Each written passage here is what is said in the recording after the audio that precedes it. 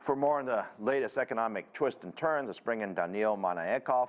He's the head of U.S. forecasting at the Research Seminar in Quantitative Economics at the University of Michigan. Sounds very fancy and certainly a lot of math, I'm guessing, when it comes to forecasting. So help us out here. The Federal Reserve is expecting 50 basis points. I'm hearing some people are expecting possibly more. Let me start with this. How far behind the 8-ball is the Fed feeling right now? So the big piece of news last week was what's happening to long-term inflation expectations. And they have been stable for a while, and they jumped by 0.3 percentage points. And I think at this point, the Fed is feeling that it might be at risk of losing control.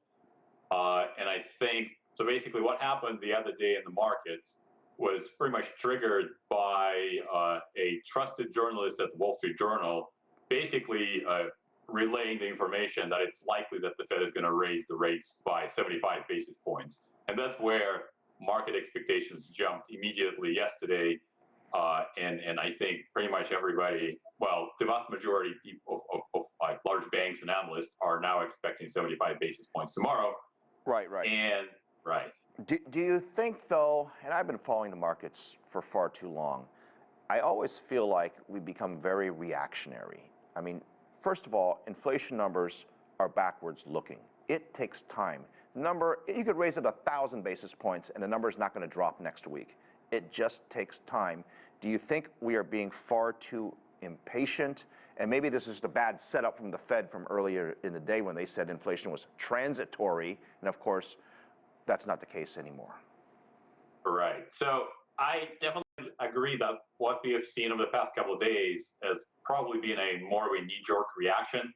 A lot of market participants basically expect the Fed to raise rates more and withdraw liquidity quicker, and that's like immediately, that has one implication. But I think it's actually good news that the Fed is prepared to act aggressively, because if the inflation gets embedded, it will be much worse. So I think that the Fed telegraphing its intentions to being aggressive is actually pretty good news for the economy longer term. So knee-jerk reactions aside, I'm not. So basically, I think the Fed is signaling that it's ready to keep control of inflation. That's a good thing. Right. So for those watching, you know, every time the Fed makes its decision on interest rates, there's always a big press conference afterwards, and everybody piles in to see what Chairman Powell is going to say next, and everyone asks their question. What do you expect to hear from the Fed when it comes to the July meeting and the rest of the summer? Right. So there will be lots of questions of how high the rates will go. If you looked at Fed funds futures expectations today, they are signaling rates up to 4% by the middle of next year. And I think, the uncertainty is pretty high right now. So I think Chair Powell will be fairly non-committal, but will try to emphasize that the strategy is data dependent and will probably adjust aggressively if there are further signs of inflation acceleration. And I'm sure that's not what a lot of people in the markets are eager to hear, but I think at this point, the Fed clearly signaling that controlling inflation is of the highest priority to them. Right. And just one last question. You know, obviously you focus a lot on the numbers. Some people are saying we're already in a recession. I mean, I don't know if it's a technicality, but if it's not one, it sure feels like one for a lot of people out there. Right. So, the economy is diverse, and there are groups of people, especially in sectors that benefited from the pandemic, and those sectors are definitely shrinking right now. So think about shipping of goods, for which we spent way too much money, and we're probably transitioning back to pre-pandemic modes of consumption. So sectors that relied disproportionately on consumption of goods are definitely feeling like a recession.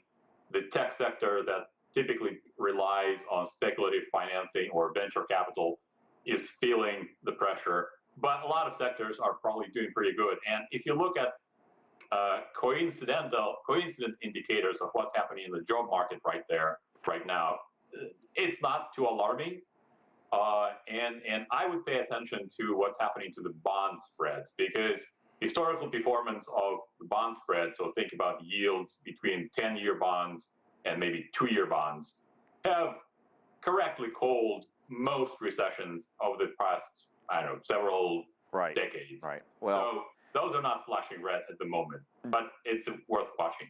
Daniil, we will know in about, what, 18, 19 hours from now. Really appreciate the analysis on this, and I guess we'll see what tomorrow brings. Right. Thanks for having me. Daniil, joining us live analysis.